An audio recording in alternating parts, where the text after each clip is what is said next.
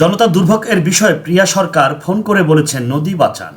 সাভারের রাজফুলবাড়িয়া তেঁতুলঝরা ইউনিয়নের ধলেশ্বরী নদীর পাড়ে ঢাকা থেকে উপস্থিত স্বাধীন বাংলা নিউজ।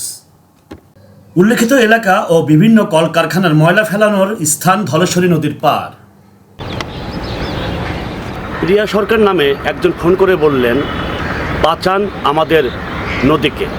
অর্থাৎ সাভারের তেঁতুলঝরা ইউনিয়নের রাজফুলবাড়িয়া সেই ধলেশ্বরী নদীর পাড়ে বংশাই নদী ও ধলেশ্বরী নদী মরে যাচ্ছে দূষিত পানিতে। একসময় এই ধলেশ্বরী নদী ও বংশাই নদীতে চলতো স্টিমার, বড় বড় জাহাজ, বড় বড় নৌকা। সেই ধলেশ্বরী নদী ও বংশাই নদী মৃত একটি ক্যানেলে পরিণত হচ্ছে, যার ফলশ্রুতিতে রোগ জীবাণু ছড়িয়ে ছিটিয়ে পড়েছে। বিভিন্ন হসপিটাল ও ক্লিনিকের দূষিত বর্জ্য, রক্ত এবং অন্যান্য কেমিক্যাল মিশ্রিত বিভিন্ন ফ্যাক্টরিও এর জন্য দায়ী। সেই পানিগুলো অনায়াসে এই নদীতে যাচ্ছে, মিশে যাচ্ছে পানির সাথে সেই রোগ জীবাণু যুক্ত সেই কেমিক্যাল ও মেডিকেলের বর্জ্য, যার ফলশ্রুতিতে অনেকে রোগে আক্রান্ত হচ্ছে। এই পানি ব্যবহারের অনুপযোগী।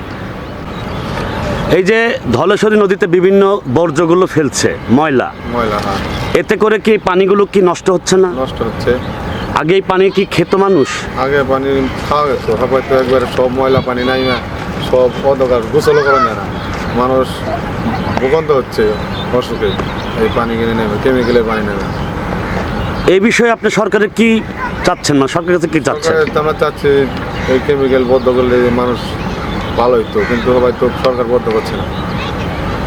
এই অনায়াসে ময়লাগুলো ফেলছে, এটা কারা ফেলছে? এই যে গার্মেন্টসের করছে, তারপরে এই অন্য অন্য মেল কারখানারই করছে, কেমিক্যাল জল পড়ছে।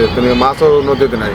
আগে মাছ পাওয়া গেছে নদী প্রচুর, জেলে সব মরে গেছে। কেলিগে টাকা না কামাইলে মারা যাবো, এরা পয়সা না কামাইলে পাইব কোন থেকে? জেলে একটাই কাম, মাছের কাম, এর তার কোনো কাম নাই। একজন খাইতে পারতেছে, একজন খাইতে পারতেছে না। যদি গাং ভালো থাকে তাহলে মাছও ভালো থাকবো, সবাই ভালো থাকবো। মাছের ডিমার শুদ্ধ নষ্ট হয়ে থাকা এই কেমিক্যালে। এটা যদি সরকারের হালকা পাতলা যদি কিছু পানি যদি ওয়াশ করেও ফেলাইতো, তাহলে তো নদীর পানি ভালো থাকতো। আপনার বাড়ি কি এলাকায়? হ্যাঁ, ওই যে ওপারে ছিল। এই নদীর তো পানি এখন থেকে দূষিত। হ্যাঁ, দূষিত পানি। আগে কিরকম দেখেছেন আপনার সময় পানি? যখন নদী আছিল বড়, পানি ভালো ছিল। এখন তো ডাইং নিটিং হইয়া মনে করেন যে পানি দূষিত হয়ে গেছে, মাছ দূষিত হয়ে গেছে। এটা মাছ খেলেও মানে অসুস্থ হয়ে গেছে। এর জন্য কারা দায়ী? এর জন্য দায় হলো সরকার। কারা দায় মানে সরকার যদি এই মিল ফ্যাক্টরিগুলো যদি বাইরের সাইডে নিত, তাহলে তো এই নদীর দূষণগুলো আর হয় না। আগে কি পানি ব্যবহার করতে পারতেন? ধলেশ্বরী নদীর পানি পারছি। কি কারণে নষ্ট হচ্ছে? এই